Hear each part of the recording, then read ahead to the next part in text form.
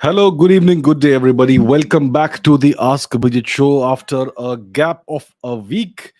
I hope you're all doing very well. As you know, I've been busy traveling. Would you like to see some travel pictures? Here are some travel pictures. Check it out. As you can see, I'm getting progressively more tired. And there you are. So yeah, it's been all airplanes and hotels, good fun, and there's more of it to come the next week or so.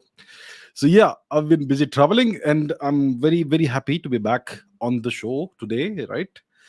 So today is a live chat session, and first of all, let's see who all is there with us. Let me see who all is here. I can see Kaushik, Vladimir Adityanath, Samir Joshi, Divyang, Sachin, Ojas, Vanos, Spot, Viraj, Asminor, Kamlesh, Ashutosh, Saurabh, Paresh, Ujjwal, Rishi, Anahita, the oldie 98 years, Ganga Singh, Sky D Gaming, Rahul, Vanos, Hindu Share, Putin, Raptor, Rogue, Samarth, Knowledge with Anadi, Partha Day, Crazy Brain, Chiching, Priyanshu, Karan Singh, Aditya Juneja, Yash Raut, Bhavyanath, Abhiman, Qwerty, Shreyansh, Ajit, Bhavik, Bhai Giri, Carrie Minati Lovers, Abik, Majumdar, Tanmay Patil, Jimmy Hopkins, Typical Gamer, Shubham, Rishabh, Manmat, PR Ayush, Honey Gaming, Prachit, and One Tap, ZZZZ, PR Ayush, Rohan, Dheeraj, Thakur, Abotani, Mahatma Gandhi ji is here with us, Khushbu Kumar, Jenil, Sankalp, Critical Grey, and lots of other people. Good evening, good day. Thank you for being back on the show with me. And yeah, so we're going to take questions from the live chat. Tomorrow, I'm going to be taking questions from the comments. So if you have questions for me, let's get into it. Start asking your questions, and we will discuss everything and anything under the sun, whatever you see fit. Let's go ahead and do that. Okay, let's see. Um Abhishek says, "Have you ever read the work of Rajneesh Osho?" Unfortunately, I have not read any of his works. I am sure that he has uh, written some books. I'm sure, and there are lots of transcripts of his speeches and his uh, what do they call them, pravachans or whatever it is. Yeah, many of those things are available online. So I'm sure one can buy that. I personally have never read any of that. I have seen some of his videos, some of the video clips. He clearly was a very intelligent person, a very sharp person, and he could be quite humorous as well. He had a very wicked sense of humor. Very interesting person. I remember when I was a kid, like when I was like less than 10 years old. uh, I was living in Europe at the time, and at that time I believe Rajneesh Osho was he had his commune or whatever they call it in the United States. And yeah, there was quite a buzz around that. And eventually I think he came back to India, and there were all, I mean, that's a whole very interesting, very convoluted story about Rajneesh and his ashram and his followers. And there were power struggles within his followers, within the society he had created, the community he had created, and so on. Very interesting story. I think he was a brilliant person. uh, yeah, so I have not read his works, but I think I may want to in the future if I get the time, right? All right. Let's go to Swapnil. Why are earthquakes so difficult to predict as compared to other types of natural disasters? Hashtag geophysics. Right, earthquakes. The Indian subcontinent is an earthquake prone region. It's not part of the belt of fire. The belt of fire is something that runs through Indonesia. Japan is part of it, and it's the entire rim of fire where you have all the volcanoes, and it's an earthquake prone region. The Andamans is part of that. We have a couple of, at least one volcano, two volcanoes, I believe, in the Andaman uh, archipelago region. Volcanoes on Indian territory. One is the Narokandam, one is the Barren Island volcano, right? So India actually is an earthquake-prone region. If you look at a larger time period, you see it decade upon decade. You will not see much happening except for smallish earthquakes. But if you look at it century upon century that way, you're going to have massive earthquakes, especially in the Himalayan region, which is still rising. It's very tectonically unstable. The Himalayas are still rising in height. Every year, it's like a few centimeters, a couple of centimeters or so, which seems to be very small from our perspective, but overall it's big. So they're going to rise much higher in the future. And we have earthquakes in the Himalayan region. There was an earthquake, I don't know, 2 3 decades ago in the Uttarakanshi region, and more recently there was a massive earthquake in Nepal. So it would certainly make great sense to develop means of predicting earthquakes, because earthquakes can be very damaging. They obviously destroy property, they destroy infrastructure, but also human life, right? So I'm sure you cannot move infrastructure away. It's all built upon the land. You can't move infrastructure, but you can certainly save human lives if you're able to predict the earthquakes. Even if you have a lead time of 30 minutes, you can save a lot of lives if you know that that an earthquake is going to happen. So why is it so difficult to predict earthquakes? Well, the reason for that is because earthquakes originate in subterranean tectonic activity. So below the surface of the earth, we have various layers of the earth, right? Let's look it up. What are the layers of earth? Let me put that on the screen. Where are we? Here we are. Layers of earth. That's the Google search I'm doing, and hopefully it'll show us something interesting. So, okay, these are the various layers. You have the Earth's crust, you have the mantle, the outer core, the inner core. So, and below the crust, you have the mantle, which essentially is magma. Magma is what comes out to the surface as lava, right? That's what we see that erupts from volcanoes. And then there is, I don't know, all kinds of other stuff. So you have the crust, the upper mantle, outer core, inner core, and so on. So the crust is the solid layer. The mantle, the upper and lower mantle, that's the magma layer. That's where you have molten rock at very high temperatures. It's so hot that the rock melts, and that's the lava that comes out of volcanoes. So, and on top of that, you have the solid crust which moves around. So inside the earth, there is this entire ocean of magma, and the earth's crust essentially floats on that. The magma is quite thick, it's quite viscous, right? It's like, imagine the difference between water and honey. Honey is much thicker, right? So magma is even thicker than that. It's molten rock. So the earth's crust floats around on that, and you have all these tectonic activity, tectonic plates that you have subduction, tectonic plates that go under other plates, and some plates collide and all that. And it is all of this activity that gives rise to volcanism as well as earthquakes. Now, the thing is that we don't know much of what's happening underground. We can't see it. And the deepest people have drilled underground is just thin holes that go back about, I don't know, 10, 15, less than 15 kilometers. Yeah. And the magma layer is way below that. So we don't know what's happening under the earth's surface. We don't even know what's under the oceans, much of it. So because we have almost no data about what the conditions are in the magma layer and all the tectonic activity, that's why we are unable to predict earthquakes with any accuracy. Now, people use a variety of means. They observe the behavior of animals, of birds, of fish, and cats and dogs and all that.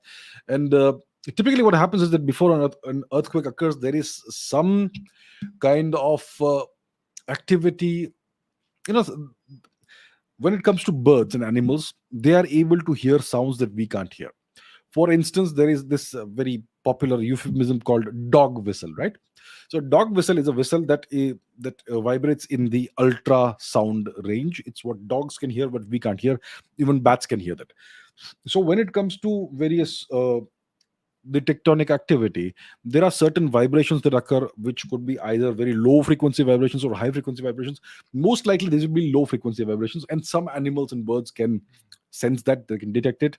And when some such thing happens, it looks like they can actually tell that something bad is going to happen, like an earthquake, and they become uneasy and all that. So if you know what patterns of behavior to look for among animals and birds, then maybe you would know that maybe an earthquake is impending. But that's a very uh, rough and approximate and inaccurate way of trying to predict earthquakes. Ideally, you would want to know roughly within an hour's time when an earthquake could happen, maybe like in 24 hours there could be an earthquake, that sort of thing. So because we have so little data of what's happening below the earth's surface, that's why it's so difficult to predict earthquakes. Now let us look at some other questions. All right. uh Russia Ukraine is yeah, that is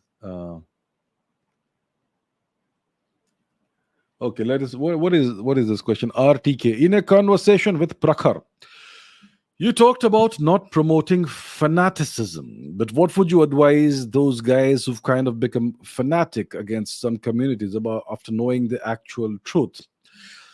Uh, Look, I obviously am against any form of fanaticism, any form of violence, any of that. If some people have become fanatics against somebody else, I would say that we need to revisit and rethink such attitudes. uh, I'm not talking about any specific community or group of people or anything. I'm just saying, making a general statement that, India is a rising nation. India, the past 1000 years has been destroyed thoroughly, right? Especially in the past 300 years under European occupation, right? And now India is finally once again rising economically and geopolitically. And India, if India is to rise, all Indians need to work together to do that. If a certain segment or segments of society, if certain segments of society, like you say, are promoting, are becoming fanatic or whatever, I'm not mentioning, I'm not pointing fingers at anybody. I'm just saying that if suppose there are certain segments of society, one segment or five segments or 17 segments, whatever, who become fanatic, and that's going to be counterproductive to India's rise. What needs to happen is everybody, irrespective of whatever ideology they believe in or whatever belief system they espouse or whatever religious beliefs they have, it doesn't matter. We are all Indians. We all have to work together. We have to cooperate together. We have to come together and take the nation forward together. If you have all this internal friction and internal all these troubles, then India is never gonna go ahead and become what regain its rightful place in the world affairs and world history. So I would advise anybody who has I don't know, whatever, or like you say, fanatic mindset or whatever, that you need to uh, we need to all work together, right? We need to all work together. We need to all come together. India is the oldest and greatest civilization, and no matter what religion you belong to, no matter what ideology you believe in, we all have the same ancestors, we all have the same heritage, we all have the same past, and we need to come together, work together, cooperate together, collaborate together, work harmoniously to take the nation and our great civilization forward once again and restore it to its rightful place in the world order. So that's what I would say. These petty small frictions, they don't serve any real purpose. We have to all work together and take the nation forward. All right. Mm. Let's see some other questions. Why don't humans have eyes with red irises? Interesting question. Now, can you think of any mammal, any animal that has eyes with red irises? I cannot think of any. If you look at cats, they've got yellow or green irises. You look at dogs, dogs typically have blue, no, sorry, brown irises mostly. Some of them have blue irises. Some animals have heterochromia, irises of different colors. So even some humans have that, and so on. But I cannot think of any animal that has red irises.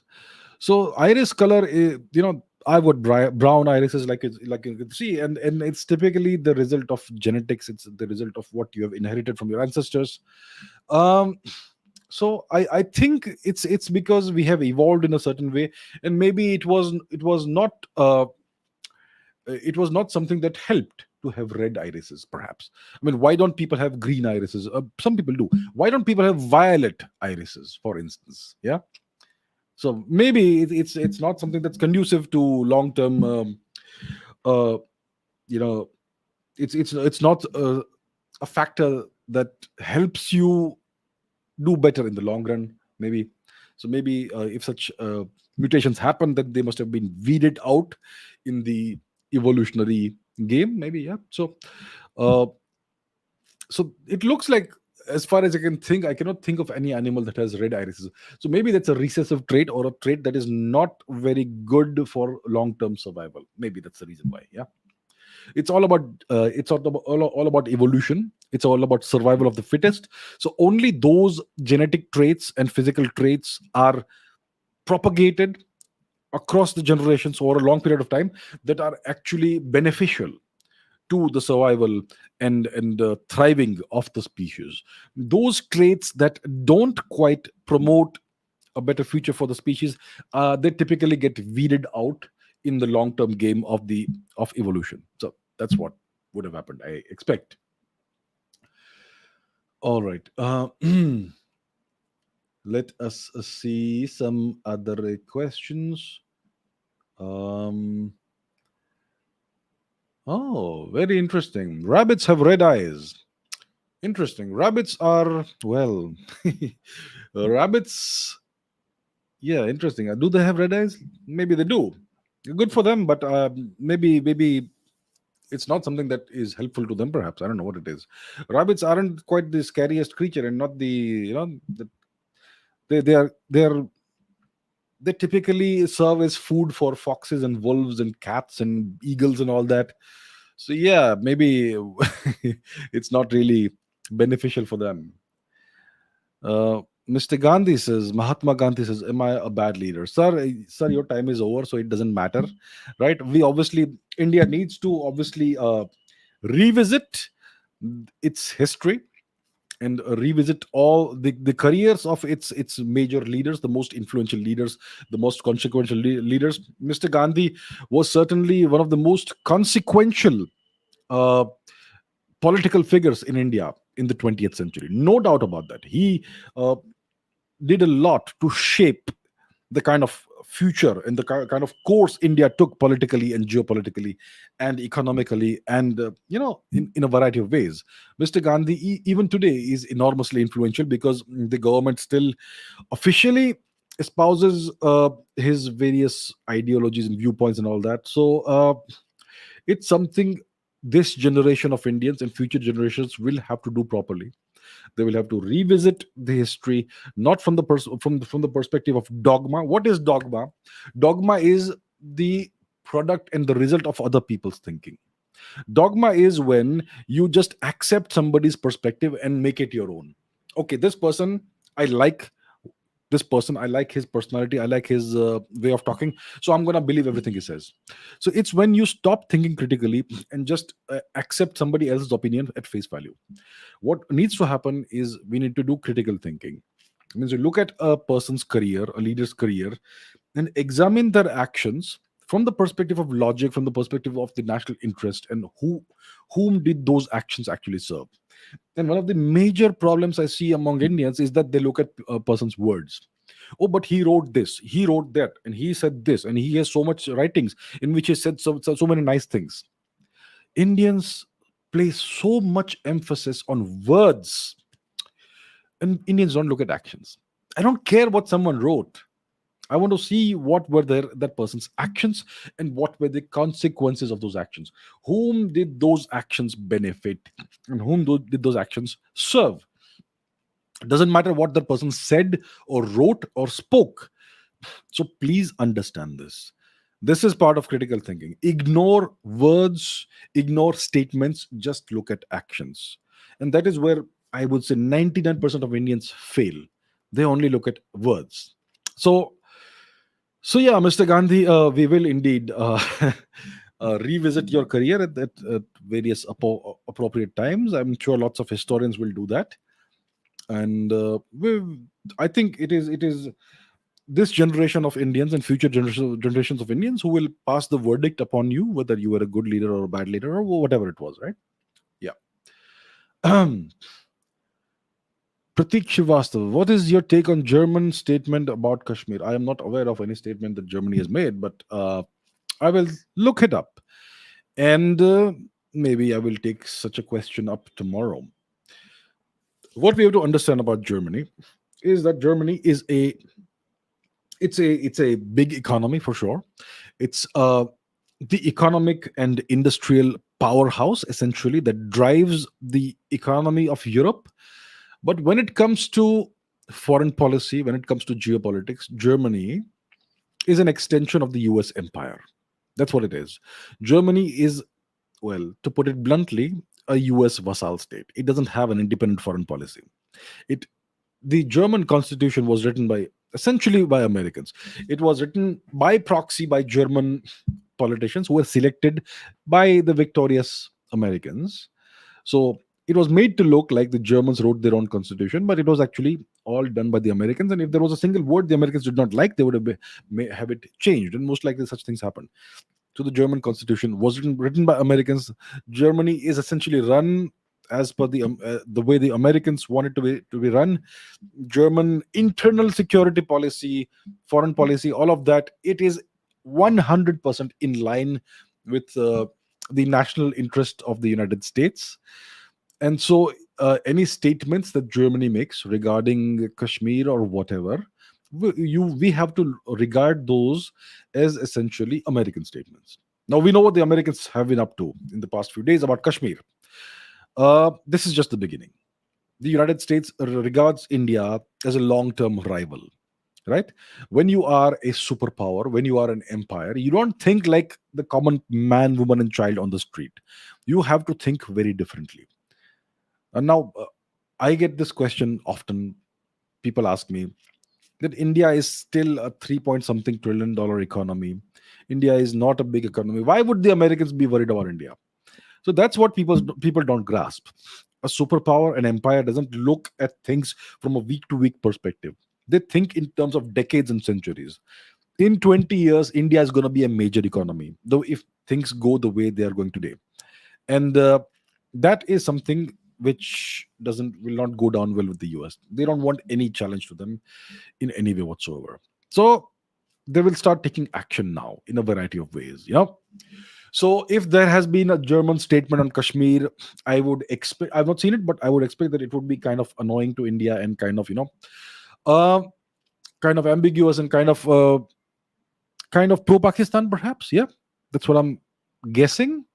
So if it is that, then it is nothing but the American policy, foreign policy at play, right? Okay. Akhilesh says, is the US taking revenge by giving F-16s to Pakistan as we did not listen to them in Russia Ukraine decisions? It's not revenge. Yeah, well, they first of all, they aren't giving any new aircraft to Pakistan.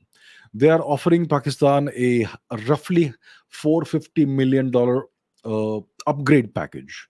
So they are upgrading those F-16 fighter planes to a newer configuration, more modern configuration, which will make those fighter planes more effective in any future war against India, right? So the Americans are actively harming India's national interest, and they are arming India's, you could say, one of India's principal adversaries. This is a hostile action. So why they're doing this? There are multiple reasons. First of all, yeah, they wanted India to fall in line with them vis-a-vis the Ukraine-Russia thing. Yeah, they wanted India to. They want India's foreign policy to be the US foreign policy. Whatever the Americans want, India must do. And since India is not falling in line like a good boy, the Americans are now realizing that India is now becoming, you know, beginning its ascent to something which is a much larger role in geopolitics. India is already regarded by many uh, experts who may not say this openly, but it's India is already regarded as a great power. So there is one superpower. There is an aspiring superpower. The one superpower is the US. The aspiring superpower is China, which is kind of derailed. The aspirations are right now kind of derailed. And then there are two great powers. These are India and Russia. Nations like France and Germany, these are medium-sized powers. These are not great powers. They look like great powers from outside because they are economically developed and industrialized and all that. But these are satellite states of the US. So you have the one empire, the one superpower, US. You have an aspiring superpower, which is China, and then you have two great powers, India and Russia. So, in the US wants to counterbalance India. The US will slowly start ramping up its pressure on India. That's how I see things going. And it's not only because India is not towing the American line and not obeying American diktats on Russia. It's also because India is rising. So even if India were to fall in line with American demands vis-a-vis its foreign policy, the US would still do such things like giving like arming India's enemies, because they see India as a long-term threat. They don't want any nation to rise and be a threat in the future. So yeah, that's the reason why.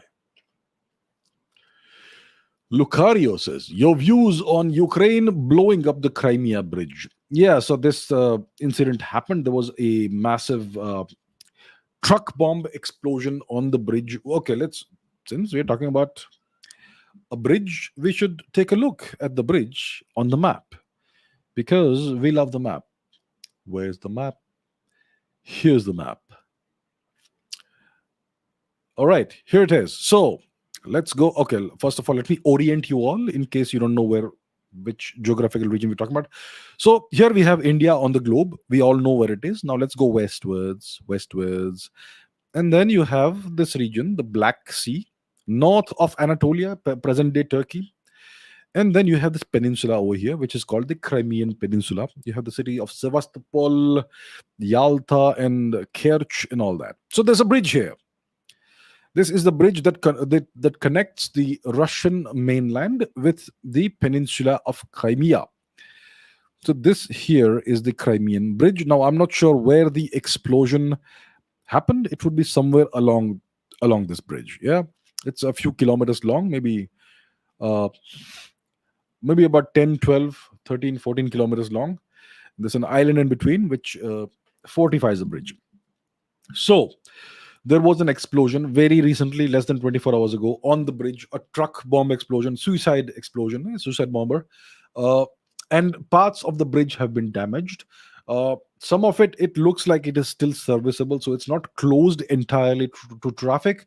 But yes, it's been disrupted and significant repairs will have to be done. The pillars that hold up the bridge haven't been destroyed, but the top section on one side of the bridge seems to have been damaged significantly at a certain point, and it will take some time before it is restored to its working condition. Now, obviously, when something like this happens, we don't know who has done it, but the only question we have to ask is who benefits from this. And it's clear that NATO benefits from this. And who's NATO's puppet? It's Ukraine, right? So most likely it would be a Ukrainian person who has done this, or it has been done at the behest of NATO by Ukraine. Most likely, I'm not saying I know anything.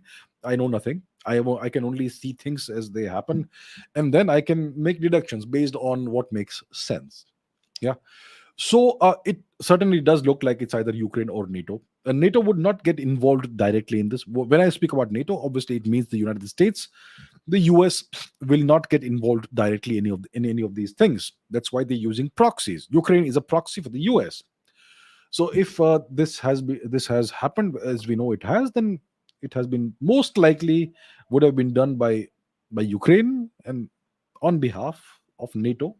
And the Ukrainians, I believe they've been tweeting gleefully about what happened, sick burn or whatever they said, yeah, one of their major Twitter accounts and all. So yeah, this is something that is par for the course in a war. And what are going to be the consequences of this? There is obviously going to be some kind of Russian response to this. The Russians will not sit back and take this. So there could be the Russians have a variety of means of responding to this, and they can choose a time and a place of their choosing to respond. There could be conventional missile attacks or bombings, artillery attacks. You could have cyber attacks. The Russians they have a variety of tools at their disposal. There could be asymmetric responses to this. Yeah. So we don't know quite yet what the response is going to be like. The bridge, obviously, they will work overnight to restore it to working condition, which may take a little bit of time perhaps. But yeah, there most likely will be some kind of retaliation from Russia and let's see how that goes. So, like I had said about a week or so ago, we are entering now the most dangerous part of the Ukraine conflict. Yeah. And yeah, let's take this question. Where is it? Yeah, Prabuddha Tripathi. Do you think Russia is losing? So yesterday I was in a hotel. uh, I was in a hotel room and I had nothing to do for an hour or so. So I had put the TV on. Hotel rooms have TV. So I put the TV on without the sound, and I was watching a variety of Hindi news channels. Yeah, Indian news channels in Hindi, and my goodness, look at the kind of propaganda they're putting out. I mean, it's totally one-sided. And if you watch these news channels, you will get the feeling that Russia is about to lose in the next half hour. Yeah. So the Indian news channels are essentially serving as they are echoing blindly the Western viewpoint on what's happening. It's like Ukraine is winning the war. Ukraine is destroying Russia. The Russians are falling back everywhere. Everything is being destroyed, and Ukraine is winning. And so that's the kind of reporting I'm seeing on Indian news media. And even when it comes to the very prominent two or three Indian English news channels that have been covering the Ukraine conflict, once again it has been completely one-sided coverage.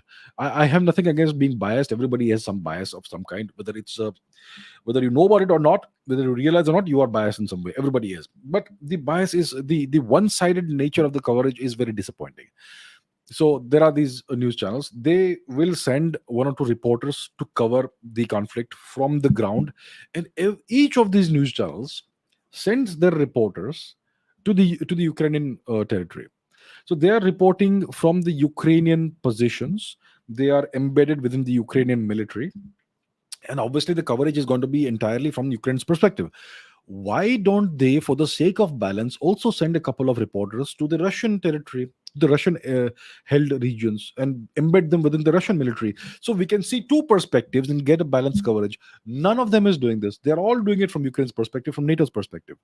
So the Indian media is essentially acting as a tool of NATO. That's what you're getting.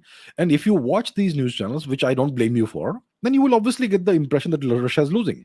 Now, obviously, Russia is up against a very powerful opponent. NATO is all powerful. The US is the only superpower in the world. They they actually are capable of destroying Russia's conventional military if they want to. But obviously, it is extremely dangerous for them to even contemplate that because of Russia's disproportionately strong non-conventional might. Right. So that's the Brahmastra, so to say, that Russia has. And uh, so do I think Russia is losing? If I were to see all the news coverage on social media, on the BBC, on the CNN, on the American media, on the English speaking media worldwide, or in the EU media, if you look at the news coverage there, or on Twitter, on Facebook, wherever else, you will clearly get the feeling that Russia is losing, and they've been losing since February 24. And yet the truth is, I'm sure, somewhat different from that. So we don't get to see the Russian perspective at all. So I don't think Russia is losing. I'm not sure if they are winning. So what's happening? The Russians are biding their time because you know what? Winter is coming. They want winter to come, right? Europe is facing an energy crisis. Somebody has blown up a major part of the Stream pipeline that supplies gas to Europe. So the Europeans are now in a position to have to beg the Americans for natural gas and whatever, and they will have to buy that energy at substantially higher prices than what they would have acquired from the Russians. So Europe is now at America's mercy. There is still one portion of the Nord Stream pipeline that is undamaged, and the Russians could possibly send gas to Europe through that. There's also the other Polish pipeline that they have, the NATO side has opened, so they could do it from there. But yeah, overall, what we are seeing is there are signs of recession worldwide, in the US, in Europe. uh, Inflation is at a high. Various European currencies have been hammered by the US dollar, and we are seeing the prospect of a very harsh, hard, and cold winter. You know, you could have power cuts. You could have no heating in homes. In India, if you don't have any heating in your homes during winter, especially in the southern part of India, you're okay. You know, in Europe, people can freeze to death if that happens, because Europe is at much higher latitudes compared to India. So there are all these problems, and the Russians will want to wait till winter and see how this winter, how Europe fares in this winter. So the Russians are playing the long game. They know that Europe is hurtling into a crisis. And Europe is the opponent. Europe is a proxy of the US. The one major power in NATO and in the European Union is the US. It's not Germany, it's not France, it's not the UK, it's not Italy, it's not Spain, it's not anybody else. The only real power in Europe, in Western Europe, is the US. And they now hold Europe hostage, and they want to enrich themselves at Europe's cost. So, so the Russians are going to bide their time. Winter is coming. It's going to be a very hard winter for Europe. I really feel sorry for the innocent men, women, and children of Europe, the innocent citizens of Europe who have done nothing to deserve this. Yeah, I really feel sorry for them. But this is how the world has always been. It's always the innocent who suffer in war, and that's what we're going to see now. So the Russians, from their side, they're going to bide their time. Let this drag on. Let this go on into winter. Let winter get over, and then you may see some action happening. And yeah, so there's a whole lot happening right now. The Russia has annexed uh, about 1/5 of Ukraine right now, and if the if the Ukrainians try to take that back, you could see significant escalations in the conflict. So yeah, dangerous times right now, very dangerous times. All right. Um, did I see something? Okay, Nikhil Kumar says, "What are your views on the new education policy 2020?" Uh, what are my views? I think it's not going to make much of a difference. Yeah, I'm sure there are small improvements and small cosmetic changes and some small non-cosmetic changes too.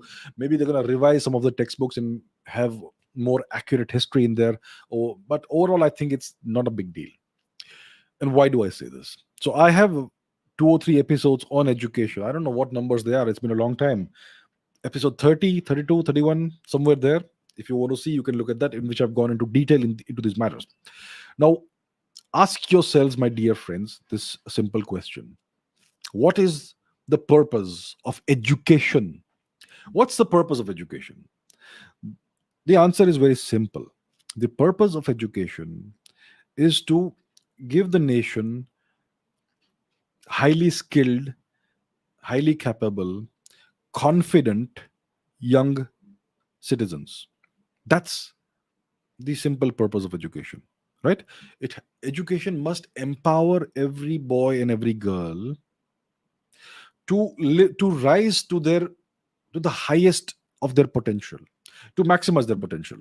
Is that what the education system in India does? No, it gives the nation confused and underconfident young adults who don't know, who are clueless, right? They have no confidence, they have no real skills. The only skill you learn in the education system is how to pass exams, how to memorize large amounts of text, to reproduce that text in those long essay type questions, memorize stuff and pass exams. That's the only skill you acquire.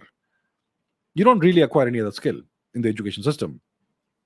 And by the time you're done with the education system, by the time you enter the job market, you have no real skills. So let's say you go into, let's say, an IT job. You're going to have to be trained all over again the first 3 to 6 months, and then you will acquire actual real world skills that will be of any benefit to your to the company that has hired you. And that applies to any field, not only IT, anywhere else, right? So the education system doesn't give you any real skills.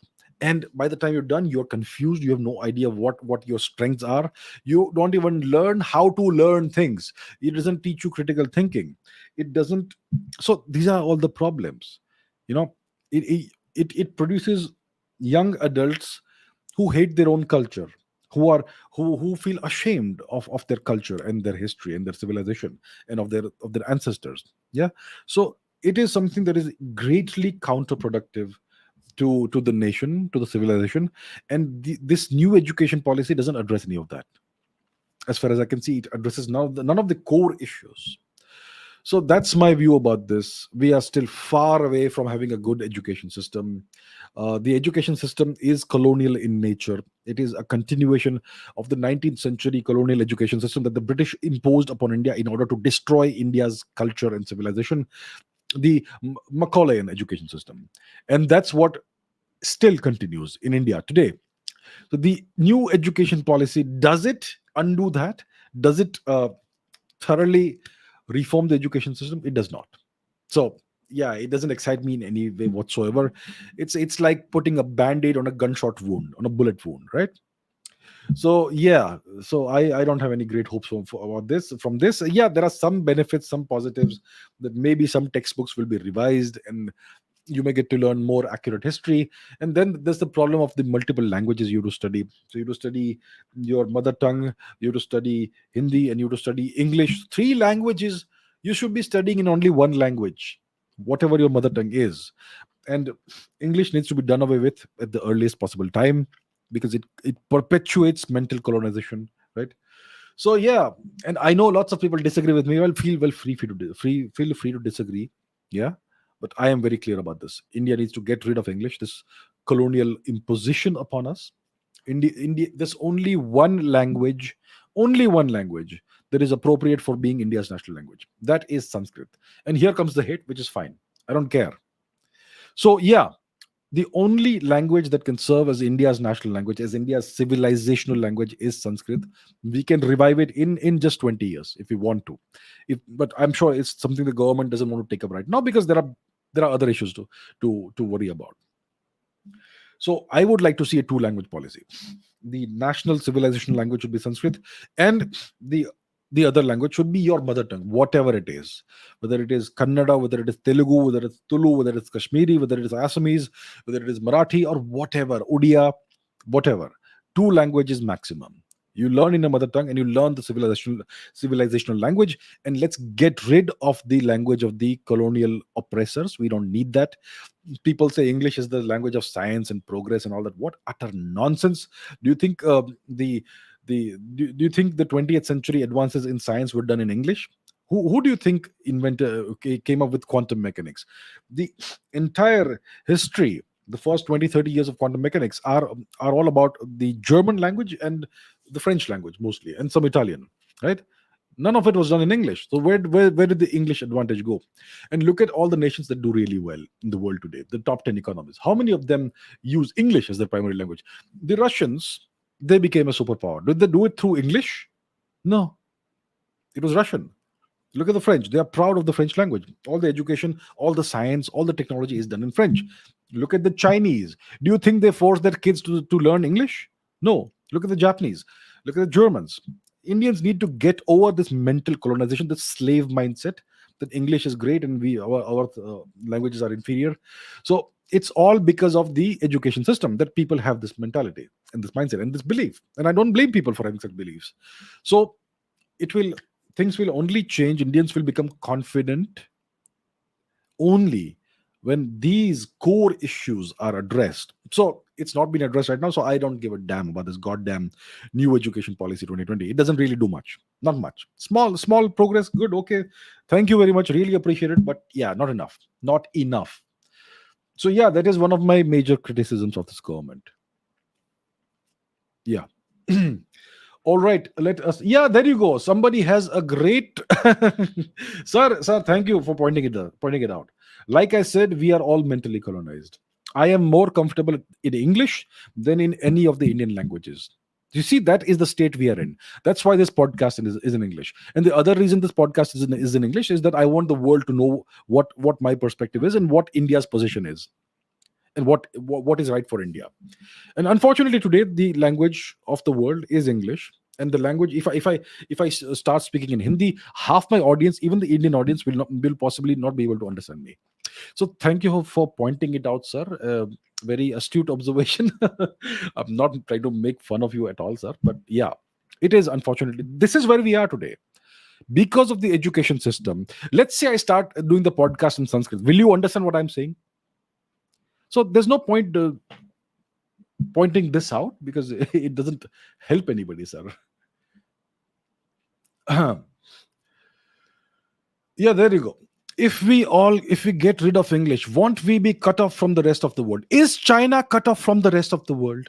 Is Japan cut off from the rest of the world? Is France cut off from the rest of the world? Does the Chinese foreign minister give his uh, communications in English? Does the Ministry of Foreign Affairs or the any ministry in China give addresses and give communiques in English? Does the French president go and speak to everybody in English? What This is the problem, and I don't blame this person who has put this comment. This is what we have been made to believe, that without English we are isolated, we are done, we are finished. That is not the case. Any self-respecting nation will have its education system in its own native language, whether it is the one civilization language or whatever the mother tongue is. In case of these small countries like France and Germany, there's only one language, major language, so they have their education system in that language. You go to study in Germany, you're gonna have to learn German. Do you know that? You go to Sweden, you know, study there, you're gonna have to learn Swedish. They will not allow you to study in English. So yeah, you get rid of English, you will not be cut off from the rest of the world. The world will respect you more, and that's what we don't get, because this is the kind of brainwashing that's done to us through the education system. You know, in the Indian education system, what sort of kid is considered to be an intelligent kid? A kid who speaks good English. Arey, see how good his or her English is. They're so intelligent. You have a good, UK like accent. Good God, that's the sign of intelligence. Not how well you understand things, how well you analyze things, not your critical thinking ability, not your knowledge, the accent in which you speak English. That is what matters. So, this is the kind of mental colonization we have all been subjected to. So, I don't blame people for having these beliefs, these attitudes. It is not your fault, my dear friends, right? But it is something that needs to be addressed. And it is not for you and me and for the common people of India to address this. The government needs to get its act together. But I understand why they're not doing it right now. You you look at the history of the past few years, any major change the government tries to make, it is met with incredible backlash. Sometimes it comes from within the government, sometimes it comes from various political parties that could or could not, may or may not have foreign funding, the academic system, the so-called civil society, and then the media. And the media brainwashes you all into believing various things. And then obviously your favorite influencers, whoever they are, uh, I'm sure there are many. So any kind of reform, any major reform the government attempts to do, it invites an enormous backlash from coordinated backlash from the media, from the academia, from the intelligentsia, from the so-called intellectuals, from foreign media, from politicians, from various political parties, all coordinated together. And they try to make it look like the government is trying to destroy the country. Yeah, so that's why the government is currently not trying to reform the education system too much, because it's going to be a very long and dirty fight, and there are bigger problems to address right now. So yeah, I get it, but yeah, it kind of, it still, disappoints me, but I do understand why it is the way it is right now. So yeah, this mental colonization is going to continue. Enjoy. All right. Upasana says, when everybody speaks a language, then all the content will be in that language. Yeah. So if we could, um, if we could all be educated in just our mother tongue and the national or civilizational language, then the bridge language, the connecting language, will once again be our civilizational language, which is Sanskrit. I always advocate Sanskrit because it is the only language that makes sense. It is the language that uh, that brought not only the Indian subcontinent together, but also most of Asia, Eastern Asia, you know, Java, Sumatra, Indonesia, Philippines, Cambodia, Laos, Vietnam, Korea, Japan, China, all of that. There was one civilization language in the entire extended Indosphere, Sanskrit. So I would say that we should have a two language policy. Every child should learn only two languages. One is your mother tongue. Your main education should be in your mother tongue, because you understand any concept much better in your mother tongue than as opposed to first learning a foreign language and then trying to learn concepts through that foreign language. And Sanskrit is our real mother tongue. It's the language that gives us most of our vocabulary in most Indian languages. Yeah. So it's also a language that will be very easy to learn. So one should have two. We should have a two language policy, and the link language, the bridge language, the civilizational language should be Sanskrit. So if everybody speaks that, then all the content will be in that language. That language will see a revival, and if you revive Sanskrit, you're reviving Indian civilization. So yeah, I would like to say that happen, but it's not going to happen anytime soon, unfortunately. All right, let's see some other questions. Who, according to you, is going to win the 24 elections? I don't know. I cannot see the future. I hope that the current government will remain in power, because it's the only government that makes sense, and that's the only government that is capable of taking India forward. Am I biased? Yes, I'm biased. I'm biased in favor of India.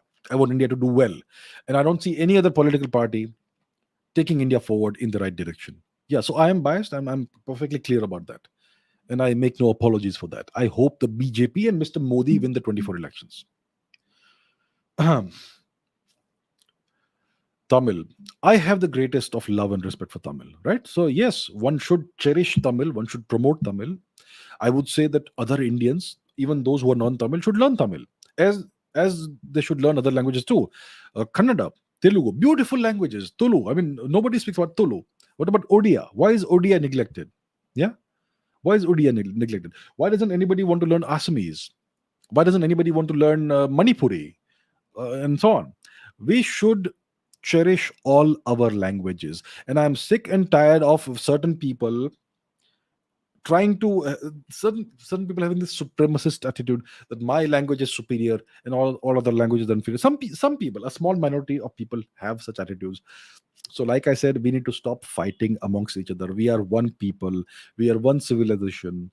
We need to cooperate, we have to work together, support each other, stop fighting, and take the nation and the civilization forward. Please, let's do that.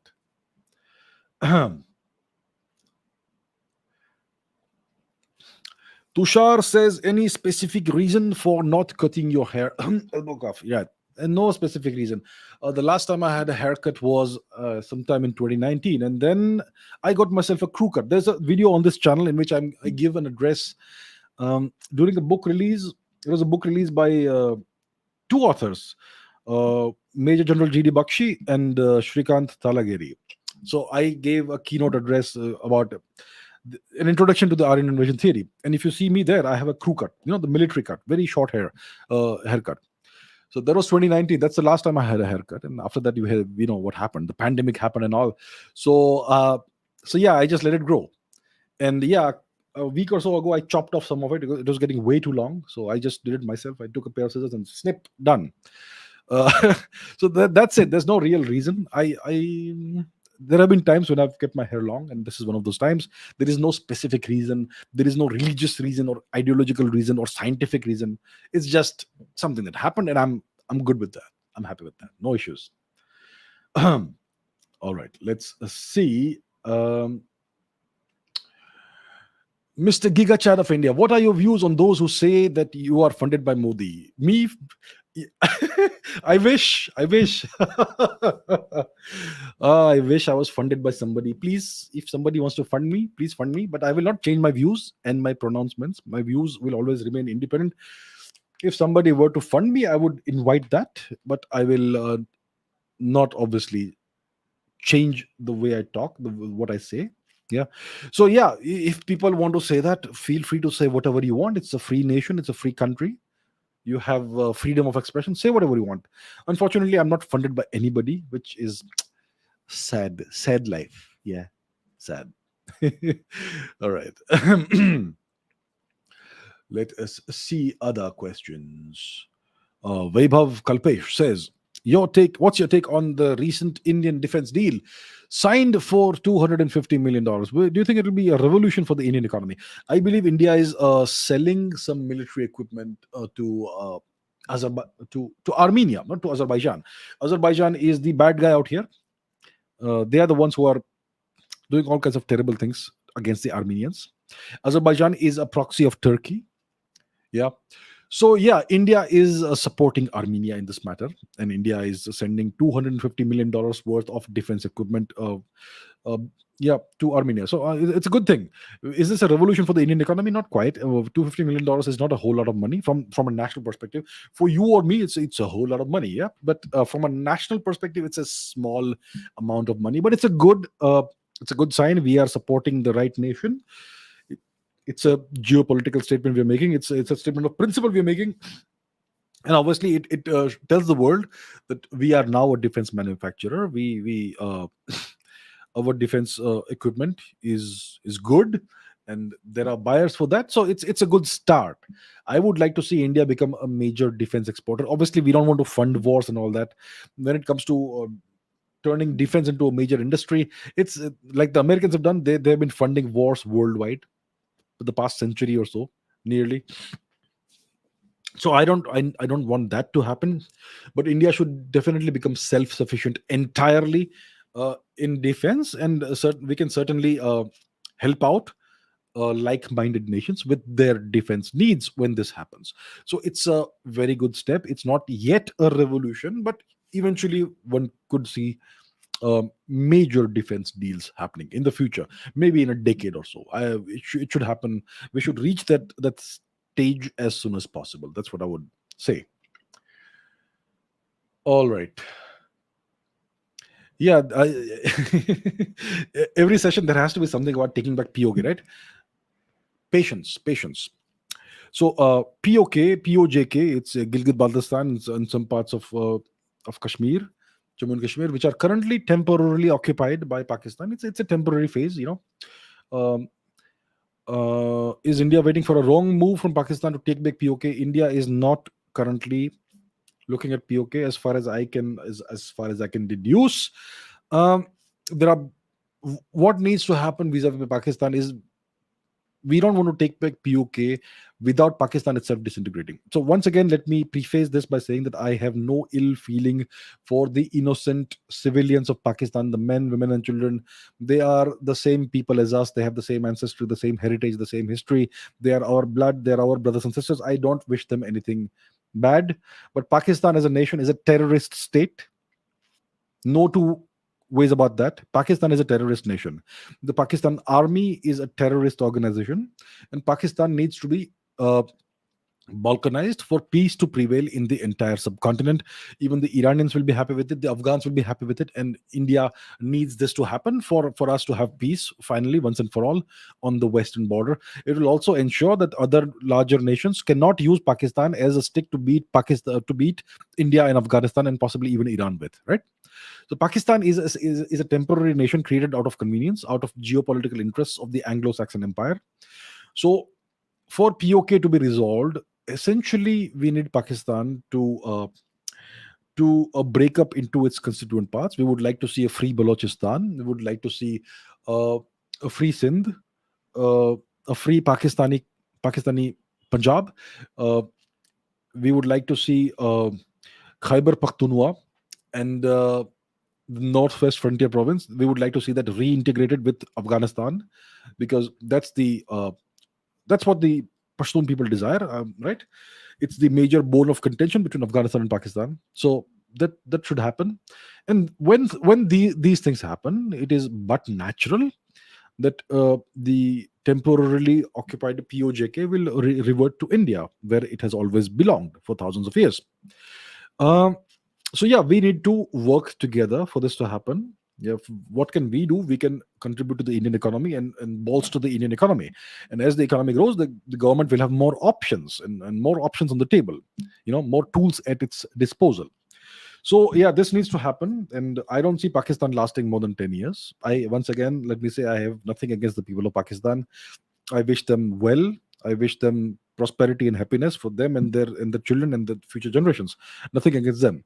And if this disintegration, this balkanization happens, it should happen hopefully peacefully, without any significant damage. Yeah, that's what one hopes.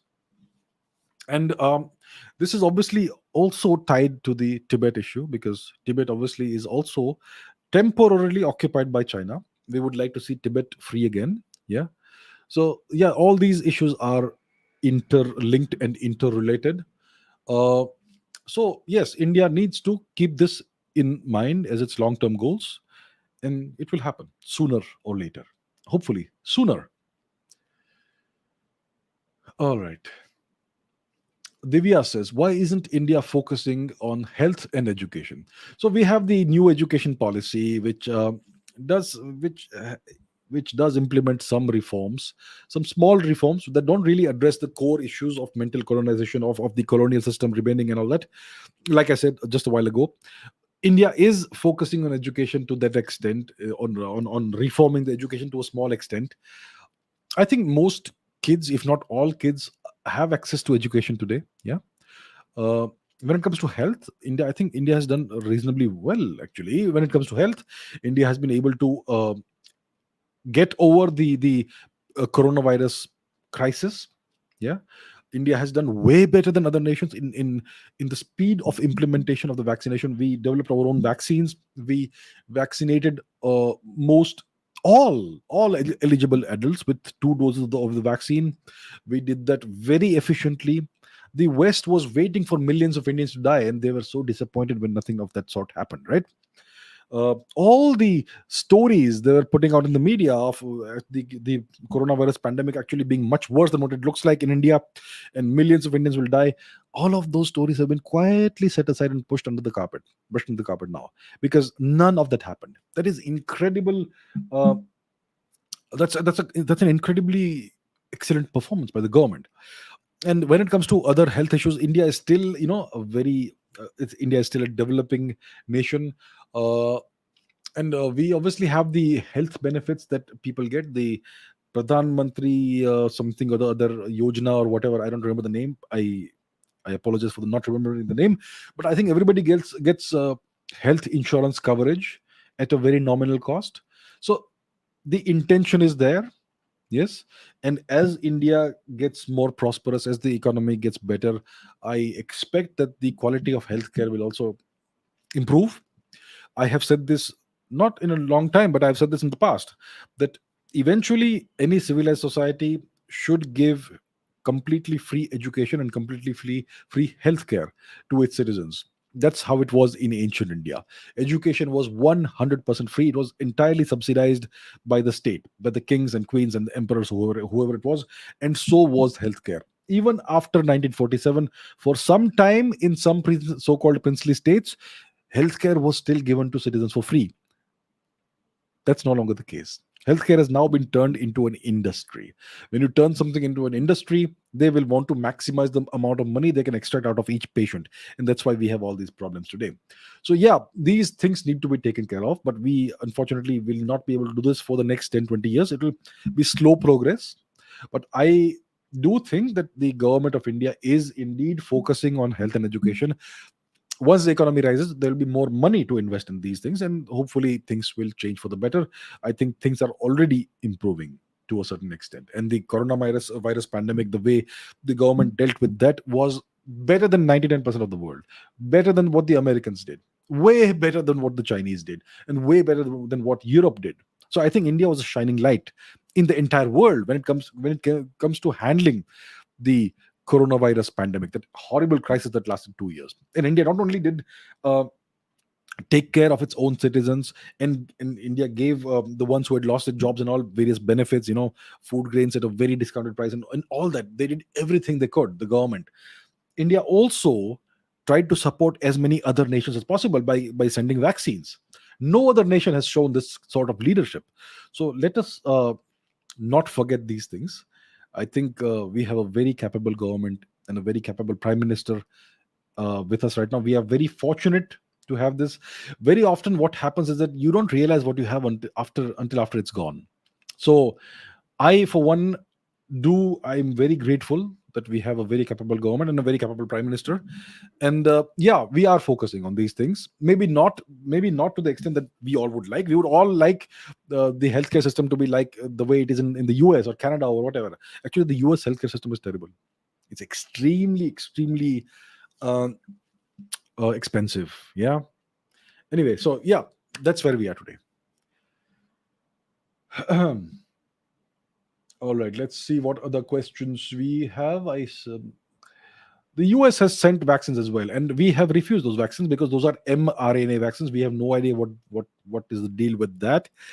And initially they refused to send India raw materials for making Indian vaccines. They said America first. That's what Mr. Biden said, and that was a very good thing. It could have been a disaster for India because the Americans were refusing to send India the raw materials for making vaccines, for making various PET equipment and all that. It was actually a boon in disguise. Today, India is able to manufacture all of these things on its own. So the Americans use everything as leverage. So they must have sent vaccines here or there. Those vaccines are very dodgy vaccines. I don't trust those vaccines. The Pfizer vaccine and all that. And now all the truth is coming out. You know, the side effects and all the complications and whatnot. I'll not go into that. Yeah, but we know what happened as a consequence of those vaccines. The most efficacious and efficient vaccine in the whole world when it comes to the coronavirus is the Indian vaccine. And none of the Western journalists and observers want to speak about this, but the data is out there.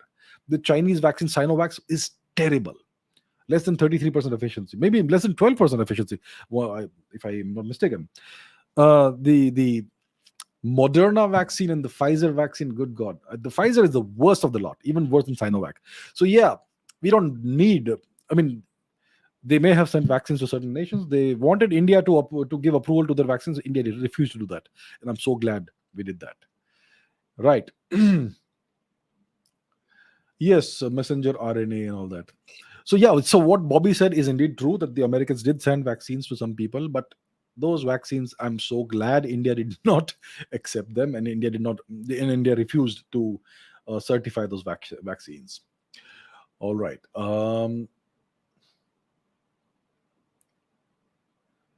Okay, what else do we have? Um, Let us see.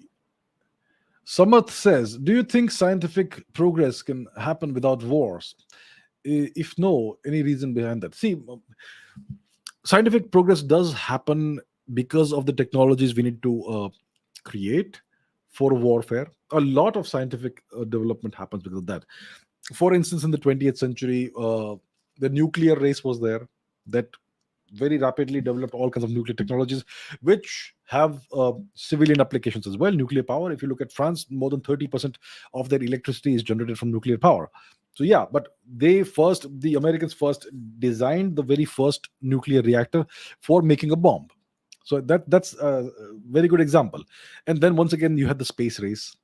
The Russians took the lead. The Americans wanted to catch up. The Americans were terrified the Russians would put nukes in space on satellites and so on. So this actually had a military dimension. The entire reason why the space race happened was that they were worried about the militarization of these technologies, and these technologies have very clear military dimensions. These are primarily military technologies, and yet today we have satellites, we have communication satellites, without which this telecast would not happen, and so on. So a lot of scientific progress happens because of the technologies that one has to develop for military purposes. That is indeed true. We humans are a warlike, violent, aggressive species. That's what we are. And so it is also the case with our closest relatives, the chimpanzees. These are also very violent, just like us. That's just the way we are. We are inherently a violent species. The entire history of humanity is essentially a history of wars. It's a history of various great leaders, powerful leaders, good or bad, doesn't matter, powerful leaders, and the wars they waged. And all historical change has mainly happened through wars. Mainly, mainly. So, yeah, and that obviously has driven a whole lot of scientific progress. One would like to see scientific progress without war, and one did see such phases of human history, especially in India.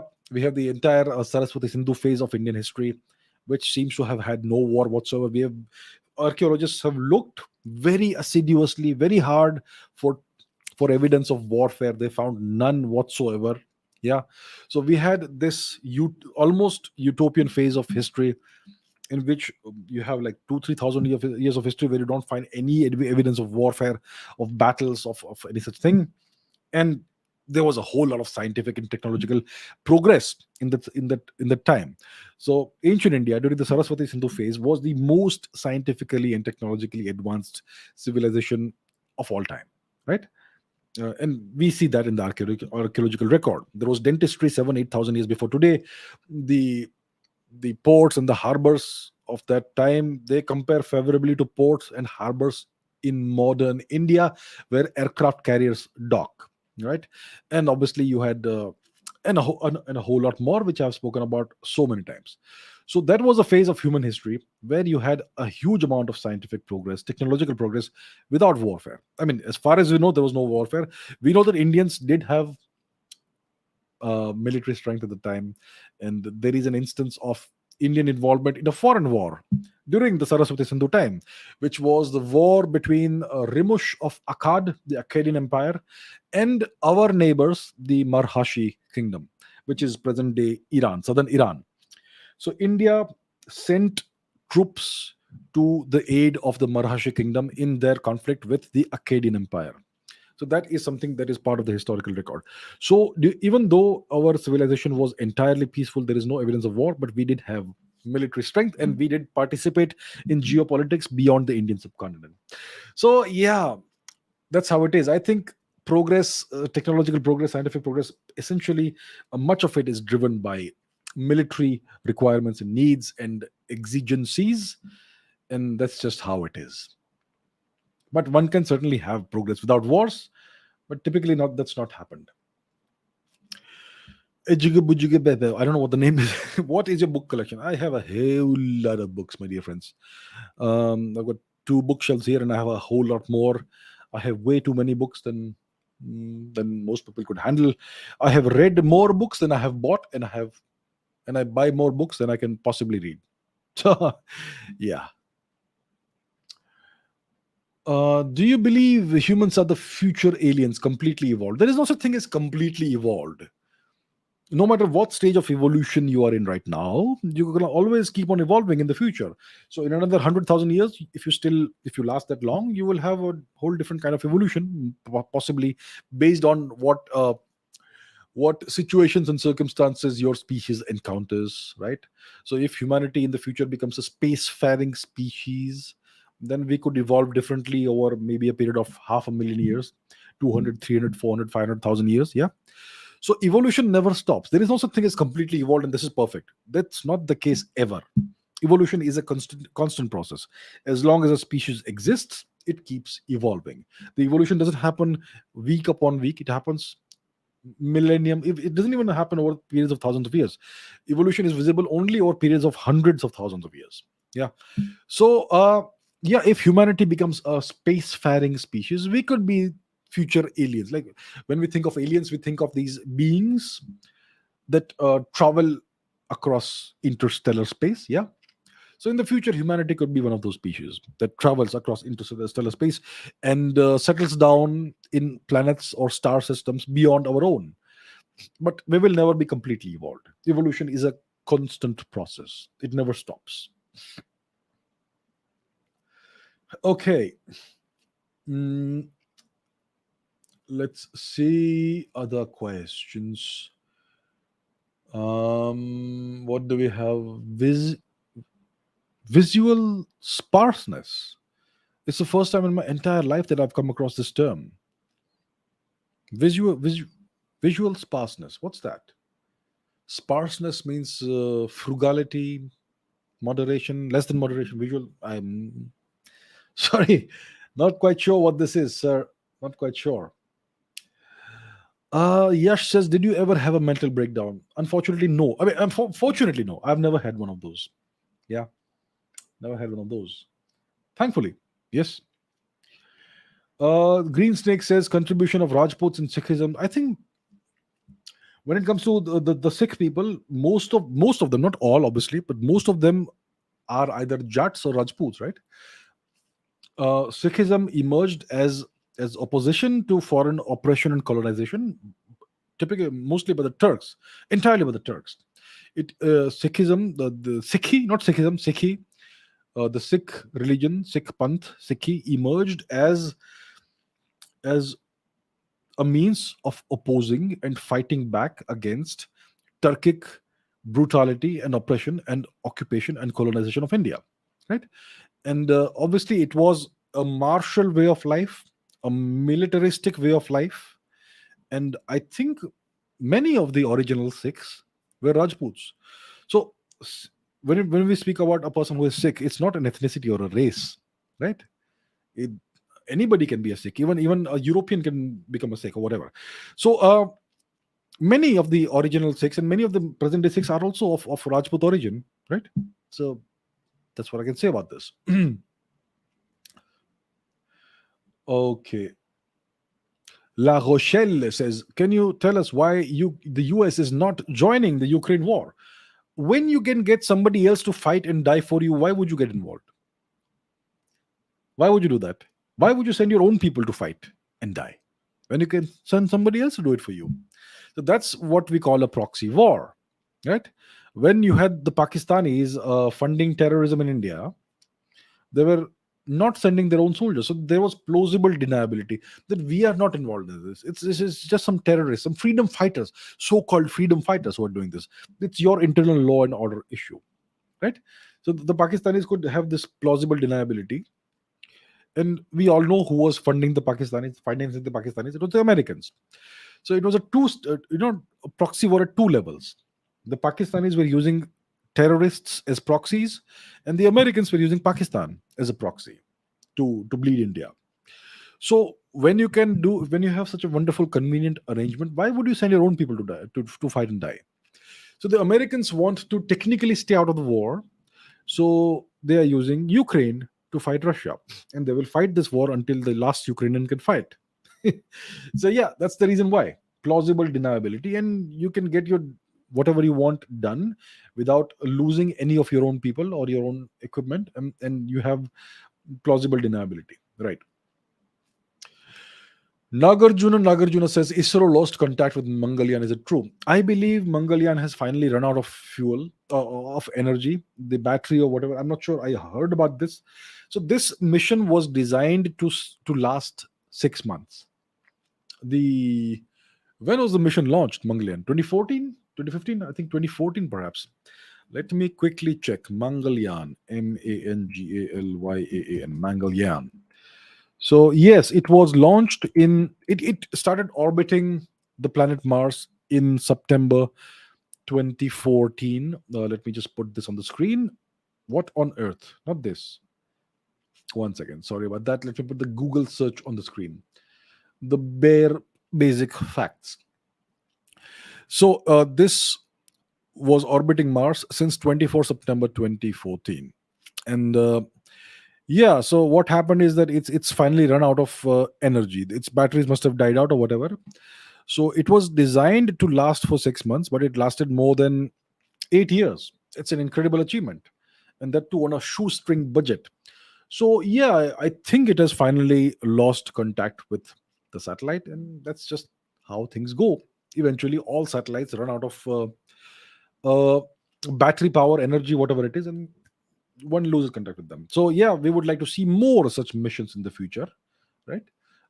We have a Chandrayaan coming up soon, and then we have a human space flight program that India is going to be launching. I think within the next couple of years, we will launch actual Indian astronauts into space. That's going to happen soon. So very excited for that. I think there is a Shukrayaan too, uh, a mission to a spacecraft that will be sent in orbit around Venus, I believe. So interesting science coming up. There is the Aditya thing also, which is a solar observatory that India is going to be launching into space. So pretty interesting missions coming up in the future. So yeah, Mangalyaan is obviously something that was going to last only a specific amount of time. It exceeded those expectations by a huge amount, which is a great performance and a great result for us. Barney says, regarding Tibet, I heard that the Chinese Communist Party are planting Han Chinese in Tibet to change demography. If so many years are passed, will Tibet really want freedom? This is something they have been doing since the very beginning, since the 1950s. They have been changing the demographics of Tibet. Today, I believe there are more Han Chinese in Tibet than actual Tibetans. They have completely changed the demography of Tibet. This is something they have done on purpose, deliberately, so that the aspirations of the Tibetan people will be destroyed forever. So if so many years have elapsed, will Tibet still really want freedom? It still wants freedom. The land belongs to the Tibetan people, to the indigenous people, not to the Han Chinese. So whenever Tibet is liberated, the Han Chinese will have to leave the place.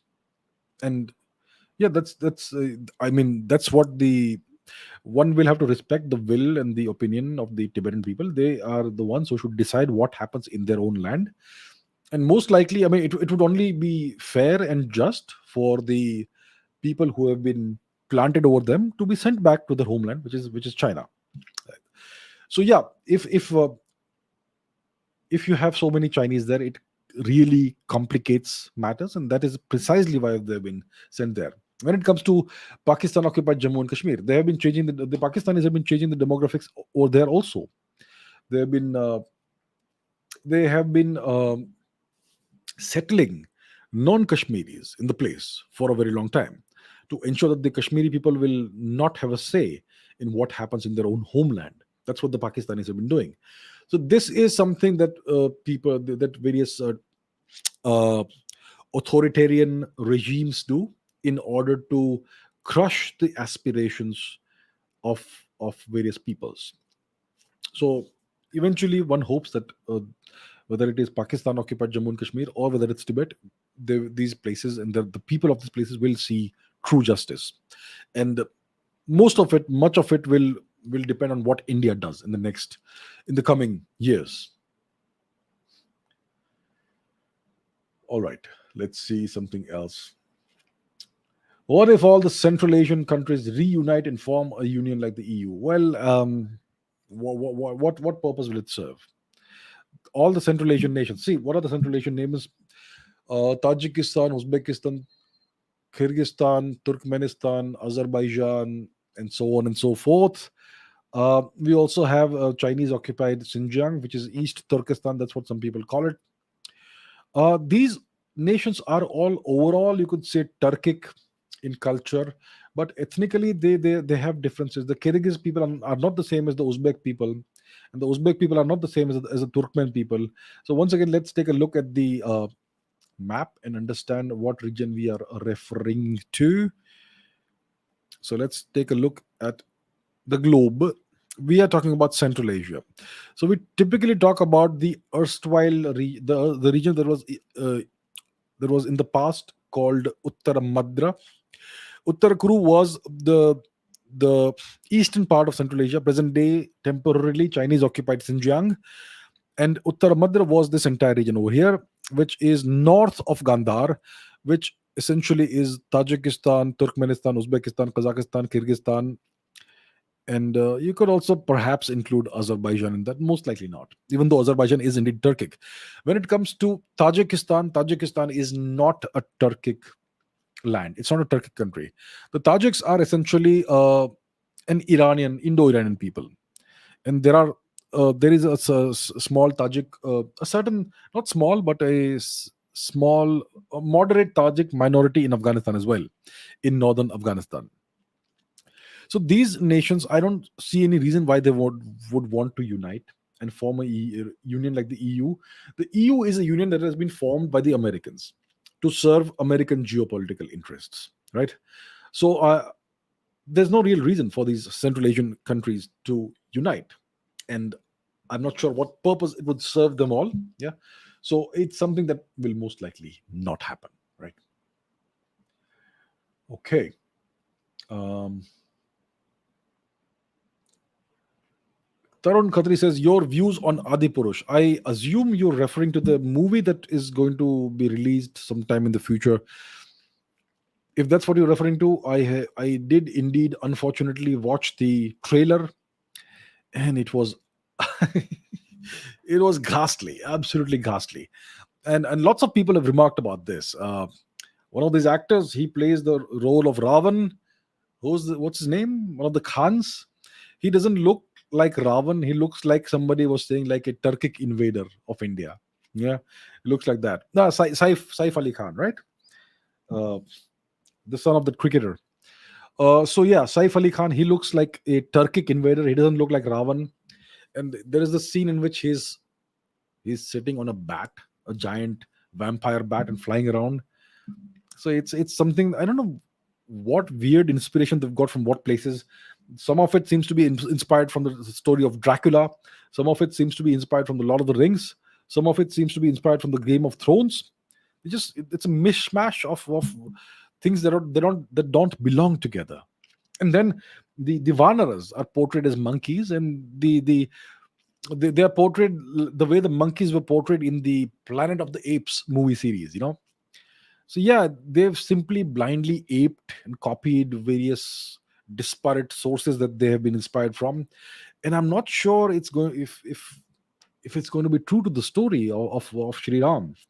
The person who plays Lord Ram, he's a very buff guy. I don't remember the name of the actor, but he looks angry in every scene. He looks angry and furious in every scene. Lord Ram was not an angry man. He Lord Ram was an equanimous person. He was a calm person. He fought a righteous war, but he was not an angry man. It's wrong to portray him as an angry person, as a guy who's constantly angry. But that's the kind of feeling I got from seeing the trailer, a brief trailer, that Lord Ram is portrayed as an angry person. So, in a way, it's good that Bollywood is now being forced against its will to to make movies about Indian history and Indian cultural and religious themes. In a way, it's good, but they are doing a terrible job of it. So yeah, that's the conundrum that we are facing. I think it is the film industry further down south in the southern parts of India, whether it's the Telugu industry or the various other industries. They are doing a far better job thus far in respecting and portraying Indian culture and history. So yeah, that's the impression I got about this movie Adipurush. It looked like a terribly made movie. Or maybe they could make some improvements. I don't know. A lot of it is CGI, and it's not something that makes me want to watch it. Yeah, so that's my views on based on the little that I've seen thus far. Okay. Uh, I think that's the question I just answered. Okay, Shaheen says, in the upcoming 2 years, will China attack India? What will our government do in that case to combat Chinese influence? So the Chinese could indeed be tempted to to possibly attack India. So why in the next 2 years? That's the question, right? So it's a very strange situation that we are in. Whether it is China, whether it's Pakistan, or whether it's the US, when it comes to India, they have the same views and same opinion. They don't want India to rise, and they don't want this government, the government of Mr. Modi, to stay in power. They would all, whether it's China, Pakistan, or the US, all three of them would like to see a much weaker government come to power. They would like to see Mr. Modi lose the 2024 election. And one of the ways of achieving such an objective is to inflict a military defeat on India, which the people of India, you all, would see as a humiliation and a failure of the government. Right? And then the government would lose the next election, and great victory for the Chinese and the Americans and the Pakistanis. So, because of that, the Chinese could indeed be tempted to indulge in some kind of ridiculously stupid military misadventure with India, possibly in the Siliguri region, possibly somewhere else, try to quickly grab some territory and hold on to it, and thus inflict a defeat and a humiliation on India. That could be the temptation. That is something that Mr. Xi Jinping would have at the back of his mind. He would be biding his time and looking for a good opportunity to do that. The problem is that India is now rising. India's economy is getting stronger. India is strengthening its military infrastructure, its border infrastructure. Overall, India is looking up. So I'm not sure if they will be able to find a good time to do that.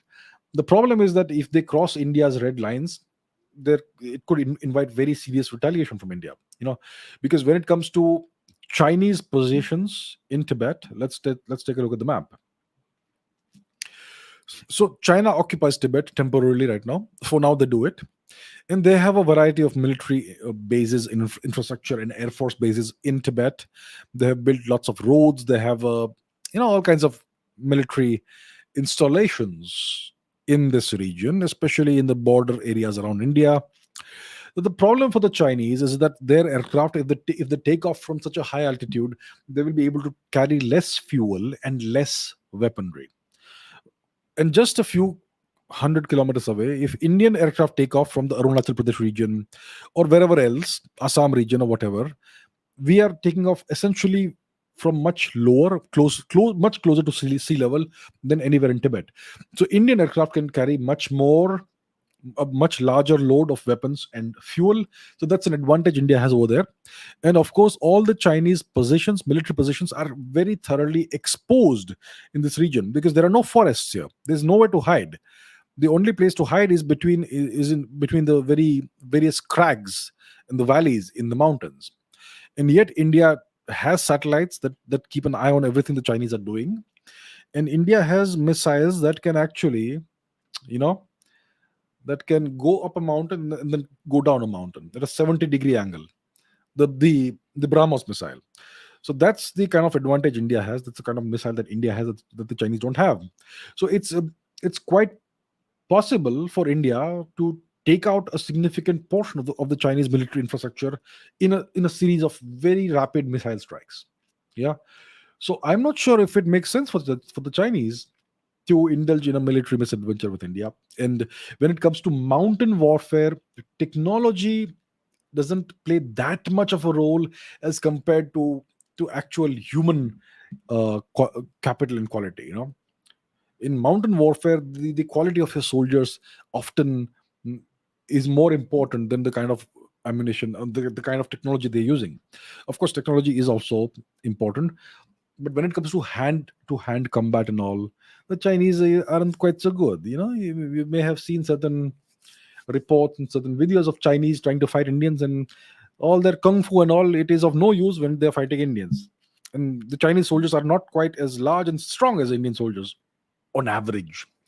So, and of course, if the Chinese actually succeed in biting a piece of Indian territory, I am sure this government will not take that lying down, and it could invite a very massive and very heavy retaliation, maybe even non conventional retaliation. And that is something the Chinese simply don't want. Nobody wants to go there.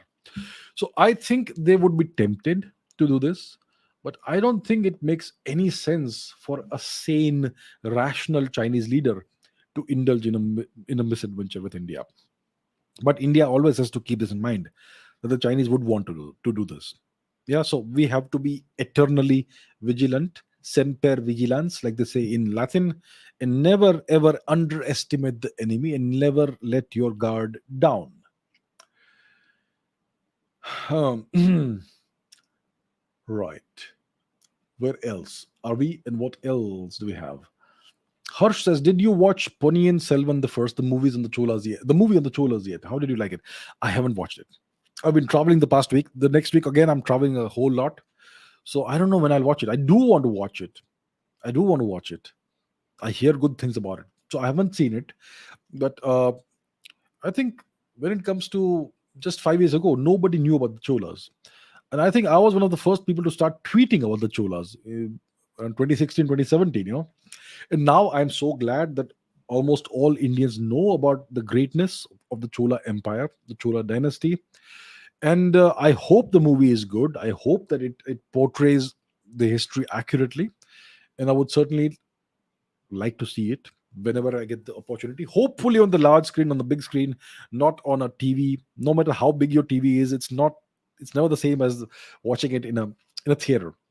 So I certainly want to see it. Let me see when I can get the opportunity. And I hope the movie doesn't go off the screens soon, because the next couple of weeks I'm traveling a lot and I'm really busy. But yeah, I would like to see it for sure. Rajat says PS1 is a great movie. Well, I'm so glad to hear that. I'm so glad to hear that. I certainly look forward to watching it. Okay. Animish says, "Did Indian vessels and satellites pound the Chinese spy vessel that was docked at Hambantota port in Sri Lanka, eventually forcing it to retreat and go back without fulfilling its purpose?" Um, no, as far as I know, there was no military action of any kind. When we talk about pounding something, I'm when you say pound, it it means kinetic action, which means you pounding it with missiles or artillery or shells or whatever. So yeah, no such action was taken. That would obviously be military action that would invite some kind of retaliation from China. uh, India and China have an unstated agreement of some kind that we don't fire at each other, right? Even that Galwan incident which happened, which was like brutal hand to hand combat, was in which maybe I don't know how many Chinese died, 70, 80, 100 Chinese died, 20 Indians unfortunately died at the hands of those barbarians. So that incident too was done without firing a single shot. It was two groups of men fighting each other with their bare hands and with clubs and sticks and all that. So India and China have this unstated or unwritten agreement that we will not fire at each other. So it doesn't make any sense for India to. I mean, some people were saying in the past that why didn't India quietly sink that ship? I mean, are you people kidding me? Those of you who say that, uh, that's not how the world works. You do that, you're going to have retaliation. Then that could escalate to any extent. So India did not do any such thing. Indian vessels, if you pound the Chinese spy vessel, it will be destroyed, right? If you pound it with missiles or with shells, artillery, whatever it is, that vessel will be destroyed. Then how will it go back?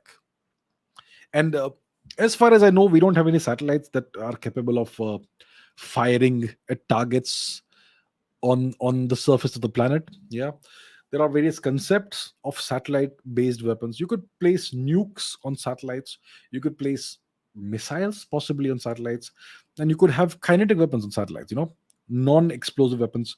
The rods from gods from god, just rods that travel at maybe 50, 20, 30 kilometers per second. Even if it travels at 10 kilometers per second or even a kilometer per second, just the impact of a single rod can destroy a target, like take it out completely. So various such concepts do exist. They are certainly feasible. The designs, I'm not sure if any country has implemented that. I'm sure many countries have implemented various such deployed certain such weapons, but they have never been revealed to the public. So I'm not sure if India is one of the nations that has satellite based weapons. But as far as we know, India has not taken any such action against the Chinese vessel. Hirsch says overwhelming it with false signals to fill its data banks. So pounding in that manner, we don't know. If we have done it, we have not spoken about it. And the Chinese have also not said anything about it. So yeah, this is called electronic warfare, electronic countermeasures, and all that. Yeah. So that is something I'm sure India is capable of doing. If we have done it, we have not advertised it. A lot of warfare is based on deception. All warfare actually is based on deception. And when you score a victory of any kind, oftentimes you don't want to advertise it because that would lead to a public escalation. So even if India has done this, India has not advertised it. So we don't know what happened. The Chinese vessel eventually did go away wherever it is now. So we don't know what steps were taken by India. I am sure certain steps would have been taken, but yeah, we don't know. All right.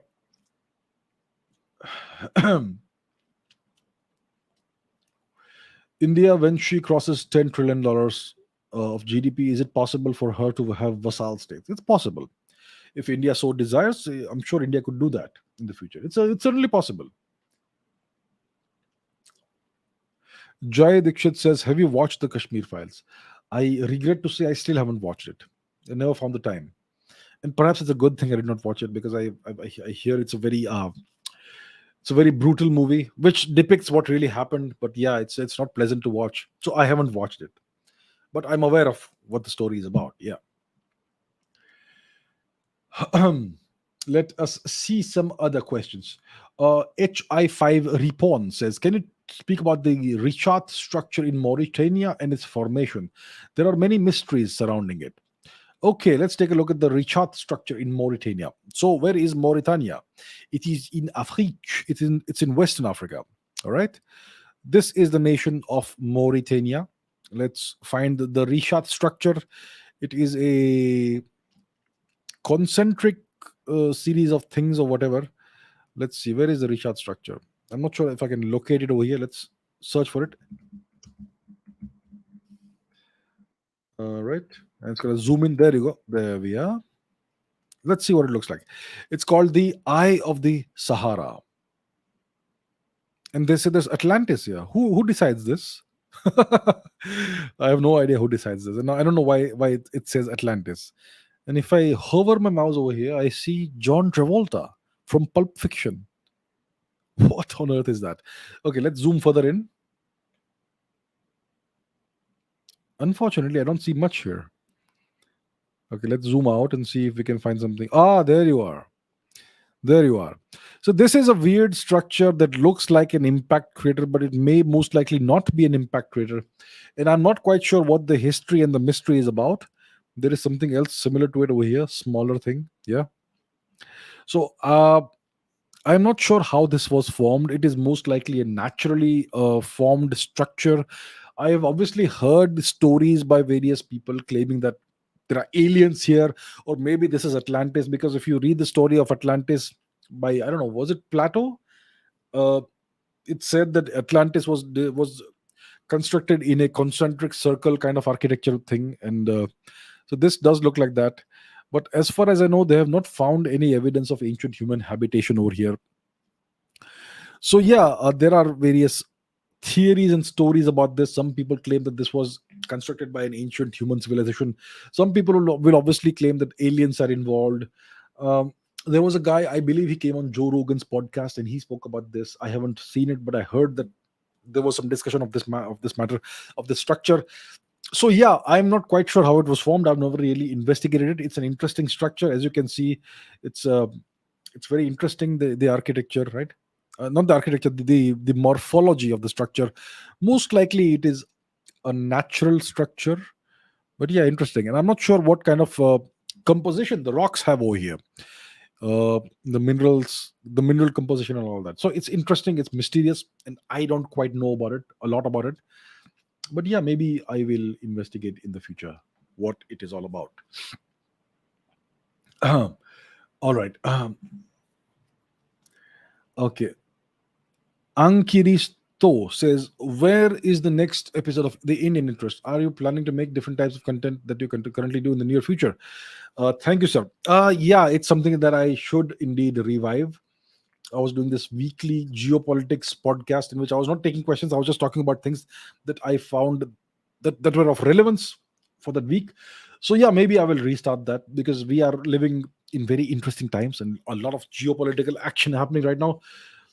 So yeah, I do plan to revive it, and hopefully in a week or two, maybe in a couple of weeks, one could have the next episode of that.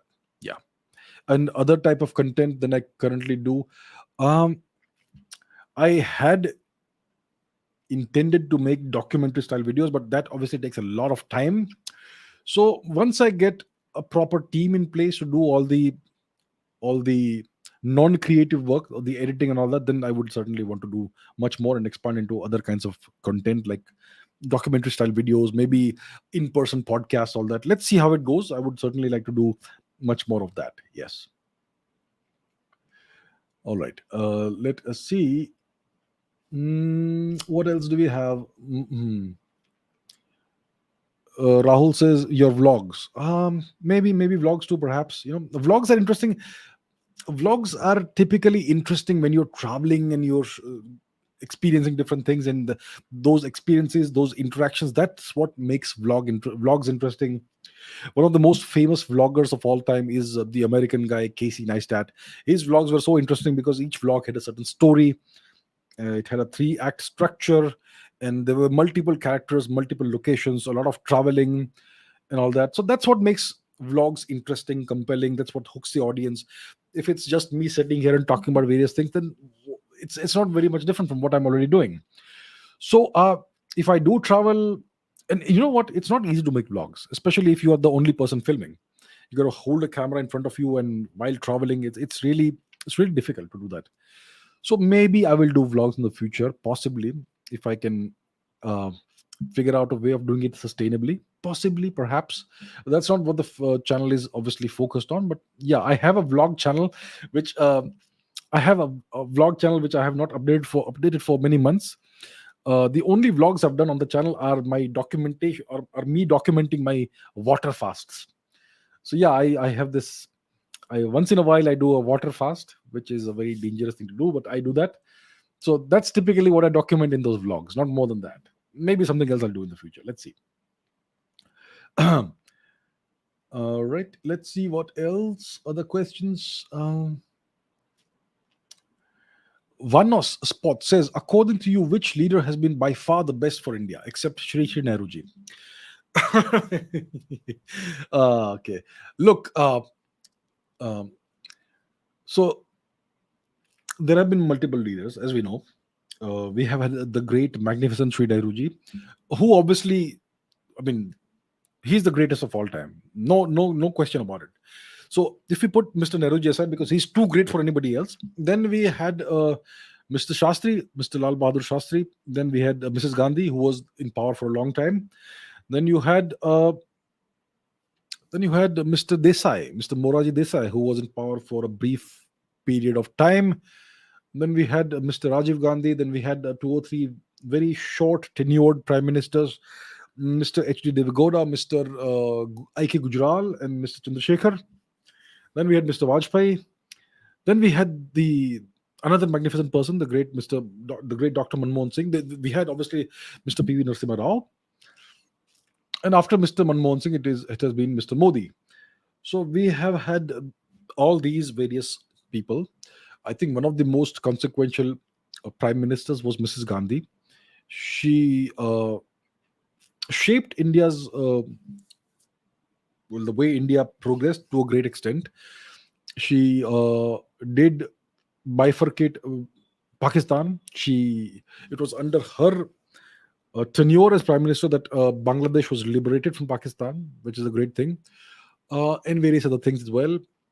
Certain problematic things also happened during her tenure, as history tells us. And yeah, so we've had a variety of prime ministers. Mr. P.V. Narasimha Rao was one of the people who most observers neglect. He lasted his tenure lasted 5 years. He's the one who opened up India's economy. We were forced to do that because the Indian economy was almost bankrupt. India had almost gone bankrupt. India's foreign exchange reserves were enough for 2 or 3 days only. So India, because of mismanagement by previous prime ministers and regimes, had become almost completely bankrupt. So India was forced to open up its economy on the terms of the West, and that's where things start going bad for India. Infiltration by Western uh, actors and all that. But overall, Mr. Narasimha Rao was, I think, a good prime minister. So I'm not sure who has been the best thus far. I will not talk about the present prime minister, and I will not talk about Mr. Nehru. Apart from the others, they all had certain strengths. They all had certain weaknesses. They all did something good. I suppose all of them, most of them would have done something good for the nation. Some did more good than the others. Some did more bad than the others. So, yeah, I think it's up to you all to decide who you think was good for India or the best for India. Uh, Obviously, Mr. Nehru, nobody can come anywhere close to him. He was that magnificent, and it is too early for us to say anything about Mr. Modi. Once a certain prime minister's tenure is over, we can look back and examine with the benefit of hindsight how the tenure has been. So while somebody is serving, it is I feel that it is best not to pass any judgment at that time, right? But I think Mr. Modi is doing a brilliant job. Yeah.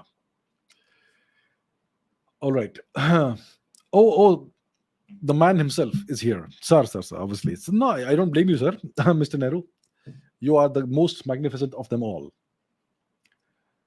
All right. Let us see what other questions we have. uh,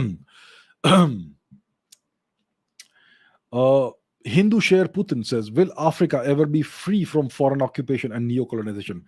Uh, Africa has a tragic history. The past 400, 500 years, tragic history. The Europeans have destroyed Africa entirely, entirely. Today they pretend like they're out of Africa. They're not. They're still actively destroying Africa. Various European nations. I will not take names because some of them are on our side for some ways. So let's not go there. But yeah, I would like to see Africa free from colonization. Africa's culture has been destroyed. Africa's indigenous religions have been wiped out. Africa had its own system. Various African kingdoms and regions had their own systems of governance. They had their own beautiful culture. Everything has been destroyed completely. The people of Africa have been reduced to destitution. They have been stripped of all dignity. That's what poverty does to people. You may be the most advanced culture in the world, the most advanced civilization in the world, but if you become destitute, if you are in poverty, you are stripped of your dignity. That's what happens. So that's what the Europeans have done to Africa over, and obviously there's been horrific genocides in Africa. So, and today you have neo-colonization from various European actors and even via the Chinese. Yeah, the Chinese are up to their old games in Africa, the debt trap diplomacy, and various Western nations prop up various African dictators. You know who's the favorite dictator of the West? It's the person who is ruling Rwanda right now. Rwanda is a nation in Africa. There was a terrible genocide that happened in Rwanda about 20 or so years before today. Let's put the map on. And the civil war in Rwanda, the genocide that happened there, the Hutu versus Tutsi issue, it was all uh, instigated by the Catholic Church, right? This small nation here. So for the past 20 or so years, the Rwanda has had a person who has ruled the nation. Rwanda president. Let me Google that. Okay, Paul Kagame. There's a person called Paul Kagame, who is the president, so-called president of Rwanda. Let's put this gentleman on the screen. So he has been the president of Rwanda since 2000. Now, if whenever an African president or leader lasts that long, it is only because that person is in the good books of the West. And when we speak about the West, we know who we're speaking about. So this person is providing various services to the West, in exchange for which that person is allowed to stay in power. So this gentleman, Mr. Paul Kagame, he is called the West's favorite dictator. He has been in power for for 22 years. Can you believe it? 22 years. So that's what the West does in Africa. They they put puppets in power, people who are essentially dictators, nothing else, nothing but dictators, and they're allowed to stay in power as long as they allow the West to plunder and pillage and pilfer the country for resources and extract everything of value out of there. So there are various African nations that are extremely rich in mineral wealth, in gold, and yet the people are incredibly poor. These nations have no gold reserves, but the gold goes somewhere. So that's what's being done even today to Africa. So will Africa ever be free from foreign occupation and neo-colonization? I hope so. I hope so. This will happen when there is a uh, new way, new world order, which is not um ruled by the West. Yeah, for that India will have to rise. It's still a long way away, and that's what the West doesn't want to happen. They don't want India to rise. They want to keep on plundering and and doing that, plundering the world and exploiting the poor people of the world and the poor nations of the world, which they have impoverished. So that's how it is. The world is not as nice a place as we think it is. Um, India was the sixth largest economy in 1947, now fifth. Really? As far as I know, India's share of the world's GDP had dropped to below 2% in 1947. Was it the sixth largest economy in 1947? I don't think so. I don't think so.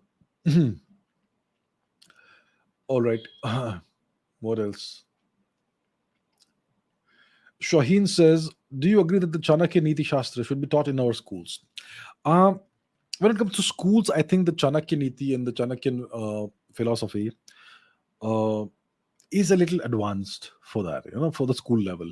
It's something that should be taught in maybe in political science, maybe at the college and university level, not at the school and high school level. But yes, if some students are interested, they can certainly acquire the books for themselves. I have the Arthashastra somewhere here. I believe this is the one, if I'm not mistaken. So I have the Arthashastra. If you're interested, you can study it on your own. But I think that for most students, studying it at the school level would be too much to ask for. It would be too advanced. It's certainly something you can study at the college level and certainly at the university level. I think all diplomats should be required to study this, and yeah, it's something that's certainly very useful in diplomacy, in geopolitics. Yeah. Uh, yeah, so it's something that you can study at an advanced level, not at the school level, but it's certainly something that we should include in our curriculum at the appropriate level. All right. All right, let's see. How is it that the US has so many Nobel Peace Prizes? Isn't it ironic? Isn't it ironic? That's a song by Alanis Morissette. Ironic. Yes, it is ironic that the US has so many Peace Prizes. These Nobel Prizes are these are sops that are given to those who serve the West. Yeah, so that's how it goes. And yeah, I mean, imagine giving the Nobel Peace Prize to Barack Obama before he did anything at all as US president, and he eventually ended up dropping more bombs on innocent people than his predecessor George W. Bush. So yeah, and one of the Nobel Peace Prizes went to Henry Kissinger, who was anything but peaceful. Yeah, so that's how it is. So it's ironic. It's hypocrisy. It tells you that we should not take these prizes so seriously. Okay, Sai Suman says, please start channels in Telugu and other languages too for reaching a wider audience. So I regret that I don't speak Telugu, but yeah, in the future, if I could collaborate from people whose mother tongue is Telugu, then I could certainly one could explore such things in the future. I personally, unfortunately, do not speak Telugu, so as of now, it's not possible. But it's certainly something I will keep in mind, and maybe in the future, I may have the opportunity to explore something like this for sure. All right, lots and lots of questions are coming in. We are reaching the end of today's session, but let's see some more. Um, Uncovered says, can India break free from anti-India forces within India? India can break free of all its issues, internal as well as external, in due time. In due time. Right now, India is still not at the stage where uh, it can see. Right now, what's happening is that yes, you are right. There are anti-India forces within India. It's what the late General Bipin Singh Rawat referred to as the 2.5 front war, which means that one front is China, one front is Pakistan, and there is half a front from within India itself. And these various anti-India forces that exist within India are all funded and financed from outside of India. That's how it happens. The moment the funding is snipped away, once the money stops flowing, all these things will end. Now, why isn't the government doing it? Because the reason why the government is currently not cracking down on all of them is because the money, the financing is coming into India from forces that are way too powerful for India right now. They're coming from superpowers. Yeah. So now is not the time. But eventually, India will. Uh, it's not about cracking down on people and doing any such thing. It's just about cutting off the sources of funding. The moment the money stops flowing, these people will stop their activities. They're doing it for money. These people are mercenaries. They are for hire. You pay them more money, they will do whatever you want them to do. That's how it goes. Some in any society, you have some people who are like this. Yeah. So when the time is right, it will be done, and India will indeed be free from anti-India forces from within. All right. All right. um, what happened to Mohammed bin Salman? What is the recent controversy or incident of Mohammed bin Salman, Prince of Saudi Arabia? I'm not aware of it. Mm, Controversy, incident. I haven't heard of anything. If something happened in the past 2 3 days, I may not have heard of it. I was busy traveling, but let's see. If something comes to my notice, I will speak about this. Yeah, this is a good question. How many countries with independent foreign policies still exist today? India, to a large extent, has an independent foreign policy. China has an independent foreign policy. It is not dictated by other external forces. So you have China, you have India, you have Russia. We all operate within the constraints that that exist in the international system. So India is there, China is there, Russia is there. The US obviously has its independent foreign policy, and it forces other nations to fall in line with that policy. Within Europe, I think France, to some extent, has a quasi or semi-independent foreign policy to some extent. But on a lot of issues, they are forced to accede to US demands. So, for instance, France supports Ukraine in its in the Ukraine conflict, right, against Russia. So, in that case, you see that France has the same policy as the US, and so on and so forth. So, France has a semi-independent foreign policy. Israel has a semi-independent foreign policy. In Israel, to a large extent, depends on the support and alliance from the US. So Israel's foreign policy also, to some extent, or to a large extent, or to a medium extent, moderate extent, would be dictated by the United States. And what else can I think of? Which other nation? The UK is a non-entity. In Europe, it's only France that has a somewhat independent foreign policy. So I would say among the major nations in the world, Iran has a reasonably independent foreign policy. They are constrained by their dependence on China to some extent, and to some extent on Russia as well. Yeah. So India, China, Russia, and the US. These nations have reasonably. US is completely independent. China is largely independent. India is largely independent, and Russia is largely independent. So these are the four major nations that have independent foreign policies. The other nations are all, in some way or the other, uh, bending to the will of a larger nation, and most of it is done at the behest of the US.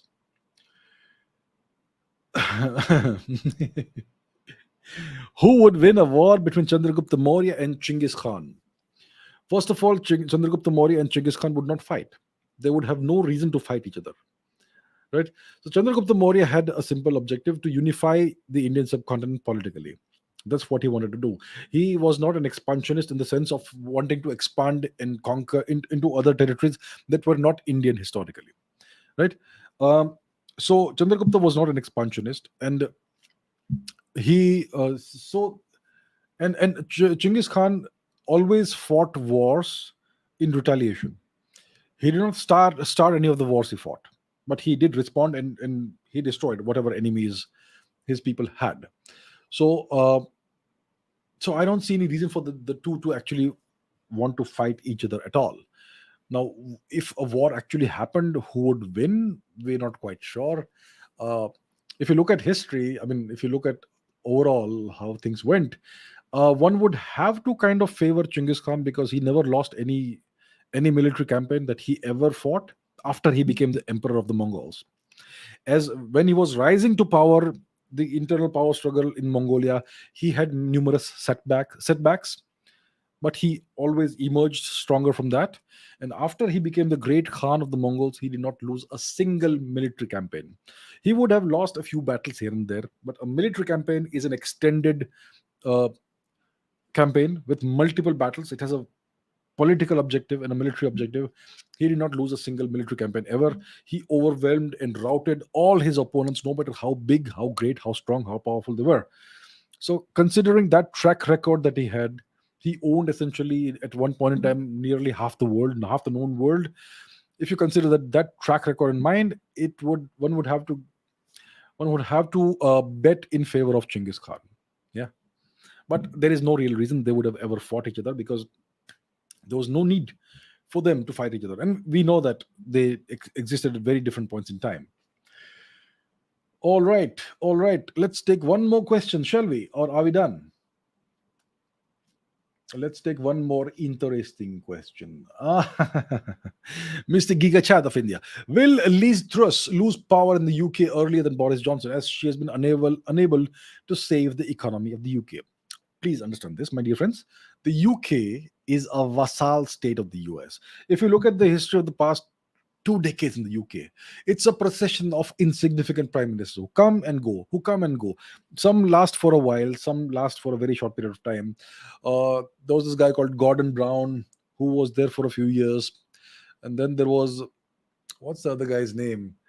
The one who succeeded him, or who was before him. I don't even remember the names. That's how insignificant these people are. These people are. These prime ministers are all non-entities. They don't do anything. They don't achieve much. It's just like what the Americans have done to Japan.